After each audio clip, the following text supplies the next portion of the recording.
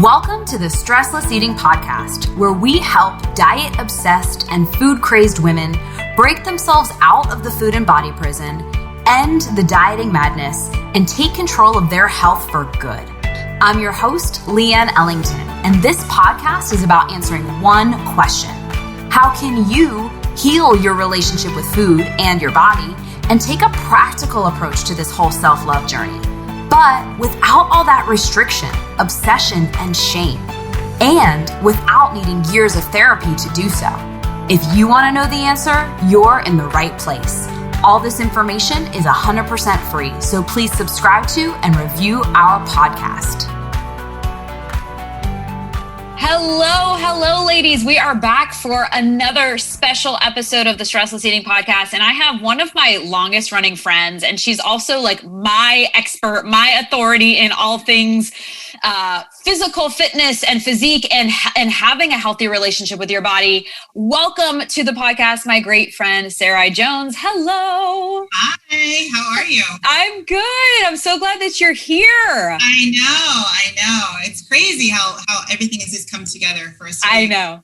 Yeah. For sure. Well, I'll just kind of, share. So Sarah and I, we met at a fitness boot camp, basically like a fitness marketing boot camp back when we were both, I think it was before I even started my fitness business. I think you already had one. I think you had actually been training for quite a while when we met. But we just became fast friends, and we've, been friends ever since. And we've been through a lot together, to be honest, over the past, 13, 14 years. And it's been really cool too, to have conversations, because as I've transitioned out of the fitness industry based on my beliefs and what I was really purposeful about, Sarai has stayed in the fitness industry, but totally repositioned her messaging to align with what she believes. And the interesting thing is that our beliefs totally align. We're just addressing it from different angles, and it really comes together in a beautiful way. So I'm excited because we really haven't talked about physical fitness and fat loss and exercise and physique change and all of that on this podcast, because like I said, I haven't been an expert in that in over a decade, and to be honest, I don't know if I ever really felt like one. I'll just be totally honest. I really feel like I've always known I was meant to do what I'm doing now. But you absolutely are an expert from the inside out. You live it, you teach it. You've been in the industry for like 20 years or so right now, haven't you? Yeah. Crazy. So before we dive in, we have so much cool stuff to share with you all. But just kind of share a little bit about you, who you are, what's made you who you are, and what kind of philosophies you live and teach today. Yeah, well, like you mentioned, fitness industry, I've worked out I started working out since I was like 14 or 15. Doesn't mean that I was always in shape, but it was always just like a part of my life and like in my consciousness that it was something that I wanted to do. Got into the fitness industry as a young adult, and was very much the whole no pain, no gain, like how little can we eat and still like live and, just these, hour cardio every day, plus weights, 2 a day, like all this stuff. I was very much in that diet culture. Like you mentioned before, we both had studios, and my business was solidly built on, skinny jeans and lose your belly and like all that kind of, I call it shame marketing now, we're making people feel bad. And I didn't intend to do that, but it was just all I knew. And a lot of the circles that we were in, like that was the way. They were like, if you want to have a successful business, you have to like hit the pain points, you have to do this. And it always just felt like, okay, but ooh, and I looked back the other day, I was like going through some really old emails that I wrote from 2008, 2009, and I saw glimpses of the way I teach fitness now, even back then, because I was always kind of trying to bring people around to like not having to feel so bad no matter what you look like and all of that. So finally, several years ago, I was just like, I cannot do this anymore. Like, I don't feel good as a person, making people feel bad about the way they look and like me making money off of that. So I totally just switched, and I bought barbells and plates and like all this heavy equipment for my studio. And so we went from like, a million burpees and like just running to deadlifting and bench pressing and like all this heavy lifting stuff. And I was like, the ones that want to come with me, they're going to stay on this journey with me. And if I understand everyone gets to choose their own path. If they want to go to do that kind of thing, then this is not the place for them anymore. And so it was a big sacrifice. Definitely business slowed down because that's not the marketing. People want to lose 20 pounds in 6 weeks and they want to do all this stuff. And I was just like, just going to get strong. And like, we're going to try to eat, in a way that supports these goals and all of that. And it was very different, but I felt so much better. And I saw how much better my clients felt and how proud of themselves they were. And it was so worth it. So that's what I've been doing for like the last, I don't know, it's probably been 7 years now. We've just focusing mostly on strength and sustainable habits and all of that kind of stuff. So yeah, and I sleep well at night now. Amazing. It's all about alignment, and that's why you and I have always just really resonated on these deeper levels, because we always knew we had to believe in what we were teaching and sharing and selling, and it's not just a business. Like anybody can create a really profitable fitness business, but feeling like you can sleep at night and be in integrity with what you're sharing and what you're living, those are two separate things. And sometimes you have to make the sacrifices. So it's just so honorable that you saw that and you did that and you took that leap. Now, let me ask you this. What were the biggest mindset shifts that you had to make with your clients? The ones, especially the ones that were coming from that like harder, faster, more, lots of, high intensity and I'm afraid of getting big or whatever it is, like whatever, like in the fat loss industry, it's like, how many calories can you burn in X amount of time? And, or how sore are you the next day? And how little can you eat? And so, and again, I didn't know what I didn't know. And I used to preach some of those same philosophies, or not preach them, but just provide them. Right. Mm-hmm. So what were the biggest shifts that you had to walk your clients through into this long-term sustainable, fit, healthy, strong mentality versus like do anything at any cost to get air quote skinny and lean? Yeah. Well, first, I always believe in meeting people where they are, because if their mindset is one thing and I come in and just be like, that's totally wrong, we're just not doing that anymore. No one likes that. Number one, no one likes to be told that the way that they think is wrong or that they shouldn't want what they want. And so my actual first approach was like, hey, these are the goals you have. You want to, be toned, whatever, that word toned instead of just muscular, because for some reason that's better. But, you want to be toned. You want to, lose body fat or whatever. The most efficient way to do this is actually to strength train. So that's what we're going to do. And so it was like, oh, okay. And so then once we got him in, then it was like, hey, do you notice like how, let's like set deadlift goals. Let's do this. And then starting to kind of slowly bring them over to the benefits of working this way, just for like the benefit of working that way and not necessarily for the aesthetic change that comes with it. And so getting them to just kind of buy into really loving lifting and getting strong, like really getting excited about getting strong. And then, because I'm never one to try to force people to think how I want to think. If they want to, if they want to lose weight or they want to do whatever, like that's their own decision to do with their own body. But we're going to do it in a healthy way, and we're going to do it, in a sustainable way, and detaching from the timeline of what that looks like. So, if someone comes to me and they say, hey, I'm going on vacation in 6 weeks and I want to lose this much, I'm like, okay, I can't help you with that.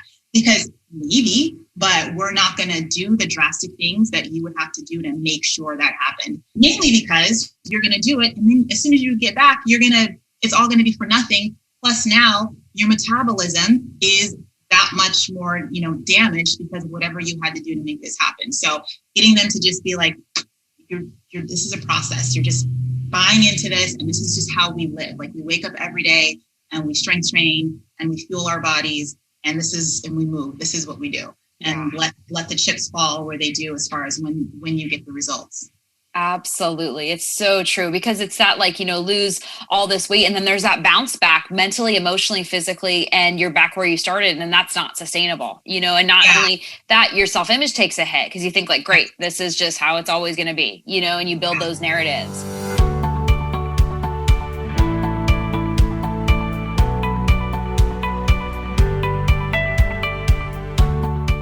So one of the things that comes up a lot, and I'm sure a lot of people listening are experiencing this too, I call it my cost of skinny. Like when I was, so focused on losing weight and getting fit and getting skinny and lean and all those words that I used at the time, I wasn't paying attention to the cues that my body was giving me, which probably would have been like, hey, Leanne, maybe go eat a cheeseburger, stop doing 2-a-days and listen to your body when you're injured. And what happens is like, I'm finding now the women that I'm working with, there's two kinds of lines of thinking that come off the back of this. One is they have a really negative relationship with exercise and working out. One that's because they think they hate it. They think it's like this no pain, no gain force, persuade, punish your body, beat your body to submission.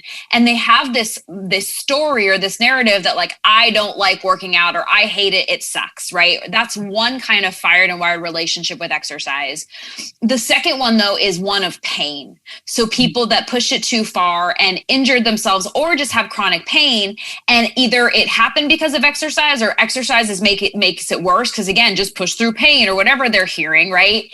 And then they have this really fearful relationship with exercise, and it's so either which way they're falling, they're avoiding it like the plague and then trying to diet their way to weight loss, right? Which we know is all of that is a losing game. So that being said, one of the things I do is I help people really just redefine exercise, and sometimes even getting rid of the word exercise and using the word movement, and learning ways of being that they enjoy, or ways of moving that they enjoy, ways of moving that get them out of pain, all that. But that being said, how do you help women establish a new relationship with exercise, especially in the like strength world and lifting weights world, where there's those myths of like, oh my gosh, am I going to get big? All those things. So how do you help people kind of recreate a new relationship with exercise and in turn their bodies? We focus on paying attention to the cues that your body gives. The one thing that they know, I say all the time, if you push through pain, you're going to be laid up longer than if we just stop, pull back, and address the issue. I know you've experienced this. I think, a lot of people have, where they're just like, no, it's fine, I'm just going to keep going. And then all of a sudden they can't work out for a month or something because they're just too hurt. And so definitely cueing in and listening to their body and realizing that because we are detaching from a timeline, because this doesn't have to happen in 6 weeks, that they've got time. If they need to like modify and pull back for 2 weeks, it's fine, because we're not on this deadline to achieve anything by a certain amount of time. So that they can just kind of relax into the process and do what they need to do for their bodies. And, I definitely believe in progressive strength training. So I'm all about like, let's lift some weights. Yeah. Let's lift some weights, but it doesn't have to be, not everybody wants to go for PRs. Not everybody wants to be like, hey, I want to deadlift 300 pounds or whatever. But, progressive overload, keeping your bone density, staying strong, I think is a must. And so I definitely help with that. But then also just moving, because you can't just work out 3 times a week and then nothing else. Right. So walking, riding your bike, hiking, like all of that kind of stuff, it does matter. And that is a form of movement, and it counts too. Yeah. Absolutely. So speaking of that, like, one of the detriments, it's almost dangerous in a way, and that might be a dramatic statement, but like if you have a very negative relationship with some sort of resistance training and you're not doing it or you're abstaining it, there's actually a cost to it in terms of bone density, muscle mass, all that. Talk to us a little bit about like, what is the science about, like, why do we need to strength train? And it doesn't have to be like, crazy, like lifting and going for PRs if you don't want to, but reestablishing a relationship with strength training where it's safe. But why do we need it? Well, we know that after the age of 30, we start to naturally just lose muscle. And so this is when people say things like, my metabolism is slowing down. And it's because you're carrying less muscle around on your body. So this is why, and muscle is calorically expensive, which means it takes a lot of calories to maintain. So the more muscle you have, the more calories you burn. And so as you start to lose that muscle, then you're burning less calories. And so we need that to stay, very metabolic. And then also bone density, to keep our bones strong, we want to age well. I know that so much of fitness is centered on looking good, but at the end of the day, when you're 80, don't you want to be able to like walk and, live unassisted, if everything aligns, live unassisted and still go on adventures and do things. I think at the end of the day, that's what we're going to want, not just, oh, I looked really good when I was in my, 20s and 30s and 40s, but now, I can't do anything. And so if we can help prevent that, which we know that exercise does help with us stay, I call it sturdy. We stay sturdy, we stay strong, and we stay healthy as we age. Again, it's always about the long game. It's not about just like right now I want to look good in a bikini. This is about, that's fine, but also, the real big picture that matters when you get older. Strength training is like the number one thing that is our fountain of youth right now to stay vital as we get older. Yeah. And that's a big myth I'd love you to speak about. Like people think like, oh, I just want to lose weight, so I'm going to eat less and do a bunch of cardio and burn a bunch of calories. But what's happening is like cardio is not enough stimulus to not only maintain muscle, but also you can't build it. So it's you're not maintaining or building muscle through cardio. And then the bone density factor as well, not to mention you were saying like the more fat you have, the less muscle you have. Muscle is the metabolically active tissue. That's what's going to burn calories. And so a lot of women are like, wait a minute, I'm eating the same thing as I did 3 years ago, but I feel like I'm gaining weight. It's because if you're losing muscle, you're not as metabolically active. So, those are the things that people are for. It's not just about the weight loss in the short run. It's like, what are you doing to your body in the long run? Yeah. What are you doing? And this is why, and this is, I'm sure the women that you work with, this is the cycle they've gone through. The more you diet and the more you restrict your calories, you lose more muscle. Now it's harder. The next time they go on a diet, maybe they were eating 1,400 calories. Now they got to eat 1,200 calories and then they lose more muscle. And now it's harder to lose weight. And so that also just like slips into the cycle where then they're beating themselves up and they feel like they, like they're no good and they just aren't good enough to, keep doing what they need to be doing. And so, we know that, most of my clients are really surprised when they're like, oh, wow, I can actually just eat like a normal person, quote unquote normal person. And my weight is steady and stable. And it's because we've been focusing on the foundation for a truly healthy metabolism, along with the mindset of food, but, keeping muscle on you, keep moving in your daily life. Like all of these things make a difference. And it doesn't have to be this punishing, okay, for 6 weeks, I'm just going to be miserable. Because, at the end, one of the things when I talked about switching over from how I used to do fitness with like all these challenges and stuff, these challenges geared specifically toward weight loss, I was like, you know what? It's like this 8-week challenge or the 6-week challenge. And 3 weeks into it, everybody's already like talking about what they're going to eat on day 43. They're about to have this, that, and the other. I'm like, why are we suffering? Why are we being miserable for 6 weeks if we're just going to go do this thing? So it has to be a better way of, something that's sustainable. And so I think that a lot of women aren't used to that. The fact that they don't believe that if they strength train and they stay, active, that they can actually eat a normal amount of food.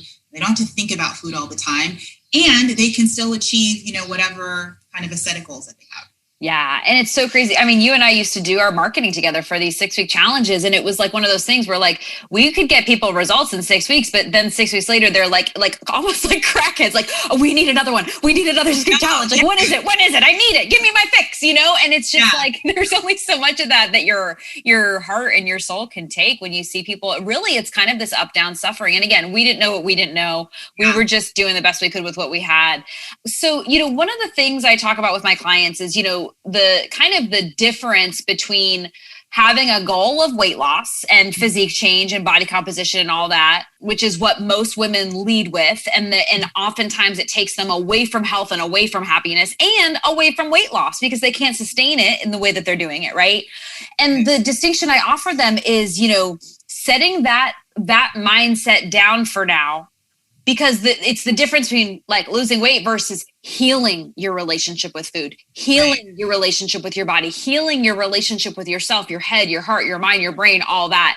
And then I truly believe that once you have that, you can bring that with you into a weight loss conversation, utilizing healthy principles and keeping that freedom-based mentality, but also like making choices from a place of like, I get to choose rather than, man, I have no choice. I can't do this, or I'm not allowed to have that, or not supposed to have that. Coming from this place of like, no, I'm choosing what I put in my body because I love myself versus like, I can't have that because I hate myself and I'm fat. Right. So that being said, I mean, you are like the best that I know at like actual physique change, but coming from this really healthy place. So when people are coming to you and, in my case with my clients, it would be like after they've healed their relationship with you, with food and their body. And let's say they come to you and they're ready. They're like, okay, now I want to focus on weight loss and fat loss and changing my physique. Where would you start with a beginner? Like, what are the principles? What's the kind of thought process you would invite them into, in terms of like somebody again who might have this like negative relationship with exercise, or they have a negative relationship with, hey, the last time I did this, I was starving, that kind of thing. Where would you kind of start? So when people are coming to me and they've already done all this amazing work, like what you do with your women, it's so much easier because honestly, they don't want to go back. Like if I tried to give them some crazy diet, I mean, I'm sure most of the women that you work with would be like, yeah, no, this is not for me. Mm-hmm. So that's always, a great place to start. And so I always want to just move them forward in that same thinking, like let's stay on this healthy path. And letting them know that they always have like the decisions to make what they want to do with their body. So here's the extras, here's the program I've designed for you, or, if they pick a program. But if something hurts or something makes you nervous, we can like ease into things. We can do other things. And I think a lot of times women do come and they're like, they don't want to modify, because they come from this no pain, no gain situation. And so they're just like, no, I want to do it exactly like you've said. But it's like, if you're not actually able to do it, then we need to modify, or we need to, come at it a different way. And so giving them the permission that it's okay for us to modify. Again, we don't have a timeline. So let's take as long as it takes for you to feel comfortable, for you to feel safe, for your body to catch up to what you're doing. Because if you haven't been working out for a long time, we can't just throw you into like, 100 burpees and like deadlifting your body weight and all this stuff. You can't just jump into that. Yeah. So we need to ease into that and give them the permission to take that time for their bodies and to find joy in the process. So they can begin to, we start tracking the weights that they're using. And it doesn't matter. I don't care if someone's coming in and they're deadlifting the bar, or they're deadlifting, 50 pounds. Like that is amazing for them because this is where they're starting. And so we celebrate all of that. And then as it starts to add up and they're into the, the hundreds of pounds, that's amazing. And then we get to look back and be like, do you remember when you were deadlifting 50 pounds? And the 50 pounds isn't bad, but like, how amazing are you now? You're doing 250 or whatever. So them getting excited about the whole process and not just the end result. Like, oh, I suck until I can deadlift this, or I'm horrible because I can't do this. Just really, embracing all of their successes. Absolutely. And it kind of comes back to what you were saying a few minutes ago about just taking away the timeline of the urgency of the immediate gratification. And really, we talk about this in Stressless Eating about like your forever self, like, who do you want to be? Not just 6 weeks from now, but a year from now, 5 years from now, 10 years from now, 12 years from now. And the reality is if you were to fast forward out to that like 10-year mark, you could honestly say, well, 10 years from now, am I really going to be able to withstand this? Am I really going to be able to keep following this program? That's like one of the filters we put it through. It's like, because if you can't do this, if you're not going to see yourself doing this, like it's not becoming part of who you are, you're not enjoying it, and you really can't see yourself continuing it, you're better off not even starting it now. Because it harms your self-esteem when you trust yourself less and less every time you witness yourself do something that you're not going to follow through on. So really projecting out. And I love how you are meeting them where they are in their own goal setting. So it's taking away the comparisonitis.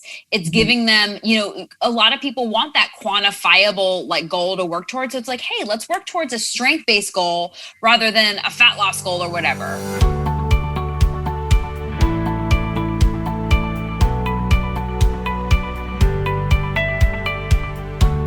So talk to us a little bit about what comes up for you with your gals in terms of the lack of acceptance around their body or being self-conscious about their body, and what do you see happen when they get stronger? Because I know like I went away from the gym-based workouts for a while and I was more doing like Pilates and yoga, and all that stuff is great. But I also like got to that point where I was like, you know what? I think I want a squat booty and not a yoga booty for a little while, just for fun. And I'm like back in the gym and I'm like, wow, I really miss it because as my boyfriend pointed out, he's like, you have the mental and emotional fitness now, and you didn't have that 10 years ago, So having both is so powerful. And now I'm like, oh my gosh, I'm falling in love with like lifting again and, squatting and pressing and lifting and all these things. And I'm like, wow, because I feel powerful, I feel strong, and I'm finding this new connection with my body. So what are you noticing in terms of like the relationship with your clients' bodies? What happens as they're transforming their relationship with exercise, as they are getting stronger? What are you noticing about your clients, the conversations they're having, how they're talking to themselves, all of that? Yeah. One of the things that I am very gentle, but kind of firm on is, we don't do the whole like, this is gross, this is disgusting, I'm embarrassed by this. It's like, no, we don't talk about it. Because that just, even though we say it in a joking manner, people think that they're joking, but these are the things that you are hearing. And I just, it crushes me when I hear people say that kind of stuff about themselves, because it's just not how we would speak to someone that we love, and we should love ourselves, or at least be kind to ourselves. Even if we're still working on the loving ourselves piece, we should at least be kind to ourselves. But what I do notice is as they start to get stronger and they start to improve, they are proud of what they've done, and they start to appreciate their bodies for what it can do. They're very proud of how much they can lift. And, when they start to see muscles in their arms and they're moving around, they're like, oh, it's blow drying my hair. And, I saw some muscles and stuff. And so they, I don't know if they notice, but they catch themselves like saying positive things about themselves instead of always saying these negative things about themselves. So I definitely noticed that, that kind of a transition for a lot of them. In terms of, when you start working out. Yeah. I love that. It's almost like a zero tolerance policy. Cause like sometimes it's almost like we need to mother ourselves or have somebody like compassionately mother us. Cause it's like when you're younger, if you were a little girl version of yourself and an adult woman heard you being like, ooh, that's so gross. And I'm so fat. Like that zero tolerance of like, no, we don't talk like that in this house. And like teaching them that it's like, no, that is not the way we talk. And I love how it's like almost this like zero tolerance policy with your clients. It's like, no, it's not acceptable based on who you want to be, and not in a shame them kind of way, but just in a like helping them, like inviting them into a higher conversation of like, no, like let's elevate how we talk to ourselves and let's no longer tolerate that trash talk. Yeah. And it does. And I'm very big when you mentioned shame. That's one thing I do see a lot in the industry. I love that we are going this route of like body acceptance and positivity and all of that. But I also, everything always goes to extremes. So I feel one of the extremes is absolutely almost shaming people for having goals or for having the feelings that they have about themselves. And it's how are they ever going to know if someone isn't there to teach? So, I see people saying like, I won't tolerate, like, you can't talk about this and you can't talk about that. And it's done in a shameful way where I would shut down and feel like I can't tell my coach or whoever about what I'm really feeling because we're not supposed to feel this way. And so I never want to go there. So, if someone is saying something that, is not, great language, I'm not like, don't say that about yourself. I'm just like, hey, I don't think that's true. Yeah. Where else have you progressed? Like just kind of redirect, like pattern interrupt and redirect the conversation into something else. And just like not let that conversation linger is my thing. But also I don't ever want them to be like, oh, wow, she just like, shut me down. Like, I don't even know that they know it. I don't know that they even notice that we don't have like, we don't go down that path in that conversation. It's like, no, let's talk about something else.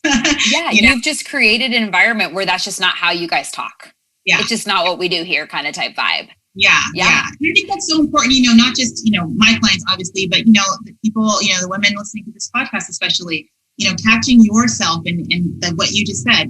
If you have a young daughter or pretend you did or niece, whatever, and you heard her saying this, like, would this be the kind of language that you would let her say to a friend or let her say to herself?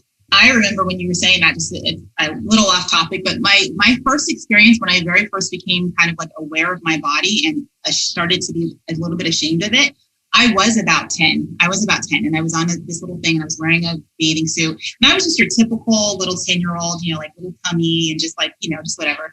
And I remember being in one room and hearing women in another room, not women, girls, that would have been a shame if it was women. And they were like, did you see Sarai in her bathing suit? She's kind of fat. And I just remember hearing that at 10 years old and it crushed me. I did not wear a bathing suit again until my honeymoon, like, decades later, a couple decades later. So it was like, that really impacted. So when we say this language and we say these things to ourselves, like it hits, it really does hit and it sticks. And we can't just be like, oh, it doesn't matter, I'm just joking or it's true or whatever. I think the words that we say to ourselves are super important. Absolutely. And there's also another side of shame that you and I have talked about before. And I want to just kind of mention here, and you just kind of, scratch the surface. So in general, please, ladies, do not hear what I'm not saying, but hear what I am saying. In general, I love that there is this whole body positivity movement out in the world, right? And I'll say this, there is also a lot of shaming going around for people that do want to transform their physique and want to change the way they look. And so what I say about it is like, you're allowed to want to, if being fitter and stronger and leaner and healthier will make you a better, stronger, happier, more confident version of yourself, I say go get him, tiger, but not at the expense of your health and not at the expense of your happiness, and without being a total bitch to yourself, where the bitches are shame, blame, guilt, comparisonitis, perfectionism, all that. But part of it is like, accepting where you are right now. And part of self-acceptance, in my opinion, is you don't always have to like everything about it, but accepting it, because it just is what it is right now. And the more that we shame it, blame it, wish it away, the more we're focusing on the problem and not focusing on the solution, which will get us to where we want to go to, right? But there is a lot of, that shame in the body positivity world. Like, if you love yourself, you'll just love yourself no matter what, at any weight. And here's the thing, I can love myself at the weight I'm at and also want to shift and elevate the conversation and rise to higher levels of myself and all that. So you and I talk about this all the time. I like to get on my soapbox about this too, because I think the body positivity, industry in general, like, I think it's a great thing that is there because it wasn't there 5 years ago, really. But it can be taking it too far to the point where women are almost ashamed that they're like, results driven or goal setting kind of people, so what are your thoughts on that? Yeah. Oh yeah. I know we could go off on that one. If someone isn't there to teach people how to do things the right way, we leave them to the wolves. And so that's why I'm so passionate about helping people make those kind of changes in a way that is good for their mental health and good for their body. And I absolutely agree with you. You can be accepting or neutral is what I call it, just neutral about your body. Yes. And then still want to make changes. And we get to do what we want with our body. There's so much choice about, my body, my choice. But then why don't we have the choice to lose weight if we want to, or to stay bigger if we want to? Like, we get to have choices on what we do with our bodies. And I think that is what kind of is getting taken away, or making people are starting to feel bad about that. And I feel like I see a lot of fitness professionals wanting to go with that flow, but then leaving their people just kind of like out to be like, okay, like, I agree with you and I love that, but I also still want to do this. Every single client I work with, I can't think of one that I ask them, what are their goals? And they're always like, I want to get stronger. I want to be there for my kids or my grandkids. And, they list all of these great things. And I want nice, toned arms, and I want this. Like, so everyone always has that little piece at the end. And I don't think there's anything wrong with it. No, it's natural to want to like look good, feel good, naked, and your version of looking good might be determined on your self-image for sure. You know what I mean? Yeah. And I think that is the one thing I am always, my thing is always going more in on you. Yeah. So if you are, your body and your genetics, you're built this certain way, you can't be looking at someone who's the exact opposite and be like, that's what I want to look like. I say, go in on all of you. Like, what is amazing about you and your physique? And you go in on that. Like, do you have, thick thighs? All right, let's make them juicy. Let's get some cuts in there. Like, let's do what we got to do for that. Not trying to be like what I spent the first 15 years of fitness trying to shrink my thighs. And it's like, these aren't going anywhere. Like, let's just accept that the thighs are staying. So let's make them muscular and strong and appreciate what they can do. And so my whole focus, when people come in, I do ask them, when I'm working with a client, like, what is your ideal weight? Just because I want to get an idea of the picture that they have, because I can kind of picture what that weight looks like.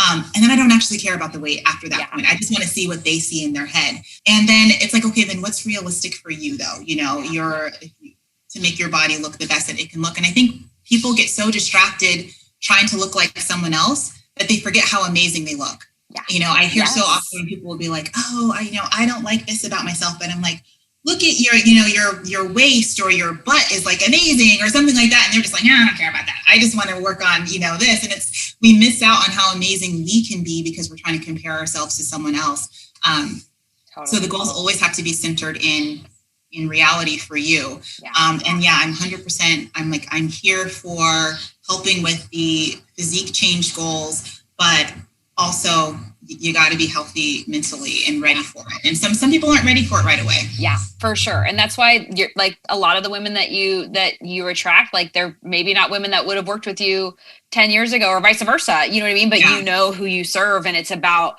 that mental, physical, emotional health while they're getting that physique change.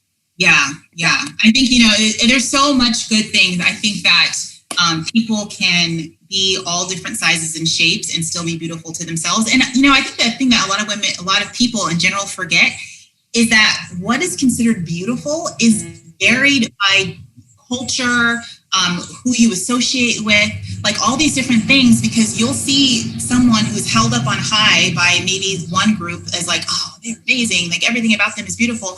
And maybe you come from a different culture and you're like, and that doesn't make them less beautiful, but just to think that there's not beauty in all the different types and, cultures and all of that kind of stuff, I think is really short-sighted, and people need to open their mind to like, here's what I am. And like, how do I make this beautiful, Yeah. Oh yeah, absolutely. That could be an episode on itself. I'll tell you that.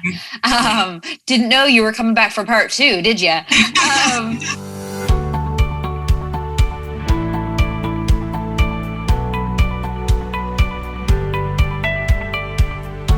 So that being said, like if you were to go back to your younger self, maybe your 10-year-old self, or any girl, up and coming, like a teenager, and then obviously the little girls that live inside all of us that need this, like what's the messages that you would want your younger self or women like of the next generation to hear?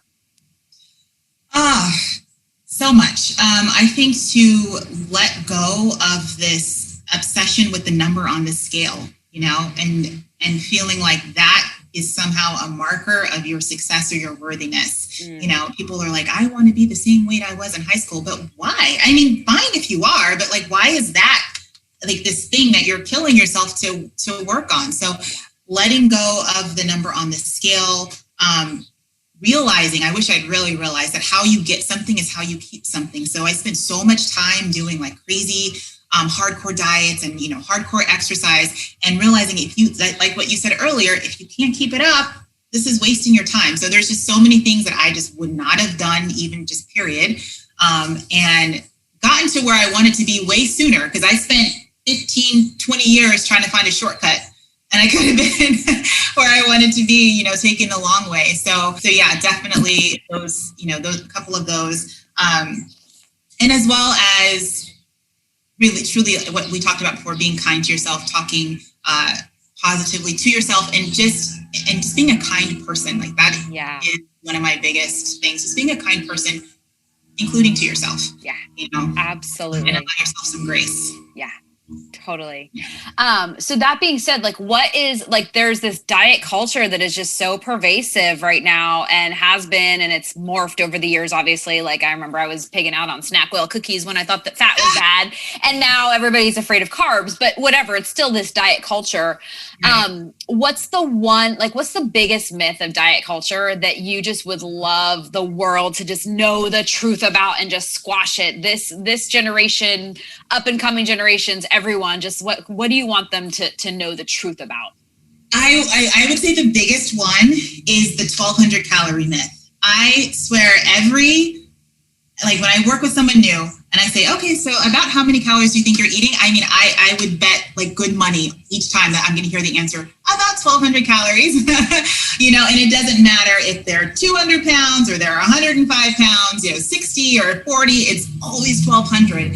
And that is like just so ingrained into our culture that this is the number that women should be eating. And I wish that we could just abolish that and realize that for most women, that is not going to be realistic. And for people to understand that if you cannot eat more than that as a healthy adult woman, if you cannot eat more than that, there's other work that you need to fix with your relationship with food, your metabolism, increasing your muscle, and all of that kind of stuff, getting a more flexible metabolism, because that's not it. Because it's going to be 1,200 now, and it's going to be 1,000. And then, I remember working with someone that was on a diet. What's that? HCG, I think it's what it's called. Have you heard of that? Yep. Yeah, like 800 calories and stuff. Yeah. And they're getting injected with B12 shots and appetite suppressants. Yeah. Yeah. And it's like, when does it stop? I mean, thankfully not a ton of people go that route, but it's like, that's where it's leading. When does it stop? So if we could just squash one thing, it would be 1,200 calories. Because I don't care if you're eating, 2,000 calories and you're afraid of carbs, we can work with that. Because at least you're eating, at least you're probably eating a lot of protein and fat, and we can work with that. We can work with so many things, but when you're only eating 1,200 calories, it's a mess. Yeah. For sure. And that's the thing. Like, we know that the number one cause of binging is that restrictive mindset. So it's 1,200 calories today, and then it's 4,000 on the weekends because you feel out of control. And that's why you're stuck on that roller coaster. So it's a big, And it's that like you said, if you have the mindset that 1,200 calories is the way for you to go, and that being afraid of more food is a fear for you. If just hearing what Sarai just said is enough to transform that, amen. And if not, that's where you really have to focus on your relationship with food and that dysmorphic kind of thinking around food and what you eat. Yeah. And, and this is why it's important that, you and I are doing the work that we do, because it's so, as a fitness professional, I know that if I come out with like a 1,200 calorie meal plan and a crazy workout schedule, I can get a ton of results, triple my clients, and like all of this amazing stuff. And so many people are being preyed on because it's easy. People want quick results. So fitness professionals go, here's how we get you these results. And they're not thinking about the long term. Absolutely. And so it's so important that there are people like you and I out here who are actually teaching people how to do things the right way. Because if they don't know, they don't know. I don't think that most people are thinking, I want to eat 1,200 calories and be miserable. They just don't know another way. And when they hear someone say that, they go, every time I've done that, that hasn't worked. So no, she's not right. But it's because of like what you said, like the binging that comes after the restriction, and just not trusting themselves that it will work over time, and not giving themselves the time to let it actually work. So. Absolutely. Gosh, so many lessons in this. We're definitely going to have to bring you back. So just saying. Well, that being said, how can people find you? I know you are super active on Instagram. You give away a lot of amazing workouts and just, these mindset principles. You have a challenge coming up. How can people find you? Yeah. The best way, I am super active on Instagram. So that's the best way. My handle is Get Fit with Sarai. My name is spelled Sarai. And so I do have a challenge starting on June 13th. And it is a kind of a physique oriented challenge, but everything is put through the filter of, can we do this forever? Like, yes, the challenge is going to be 8 weeks, but after 8 weeks, you're probably still going to just keep doing all the things that we're doing. So everything is very sustainable. So if anyone's interested in that, they can check out the link in my bio for that. But also just following me on Instagram in general. I'm always posting, always in stories, and just kind of keeping up with me. And I know that a big part of a successful relationship between a client and a coach is familiarity and trust. And so, it is totally okay with me if you just want to come and follow for a while until you feel comfortable. And then if you ever want to take the next step, then I'm definitely there. But that's the best way to find me. Amazing. Get Fit with Sarai, Sarai, and we will link that in the show notes, and we'll put a direct link to your challenge as well. Ladies, it is not a coincidence that I don't talk about fitness and fat loss and physique change on this show. And I waited until I could have the person that I personally trust and go to, the expert and authority in my eyes, in terms of that healthy balance between I want to set a goal and I want to create transformation in my head, my heart, but my body as well, and not having shame about that. And how do I do it in a sustainable forever so I can keep it kind of way, wrapped in the principles of a healthy head, heart, mind, body, brain, all of that. So that's why we're here. And now that we're talking, I'm like, we're going to have to do a part 2 on this for sure. So thank you so much for being here. Follow her on Instagram. We'll link it below, and we'll see you again soon. Thanks for being here, Sarai. Yeah, thank you for having me. It's always a blast. Absolutely. Bye, ladies. Talk to you soon. Thanks for tuning in to today's show. If you like what you heard and you're interested in breaking out of your own food, body, and diet prison, here's what I want you to do next. Head on over to stresslesseating.com. That's stresslesseating.com, and sign up to watch the Stressless Eating webinar, where I'll walk you through the exact 5-step game plan my female clients use to conquer emotional eating, self-sabotage, and finally heal themselves from the restrictive all-or-nothing diet mentality for good, but without obsessing or spending years in therapy to address it. I've laid it all out for you there in 5 easy steps. Remember, healing your relationship with food and your body does not happen by itself.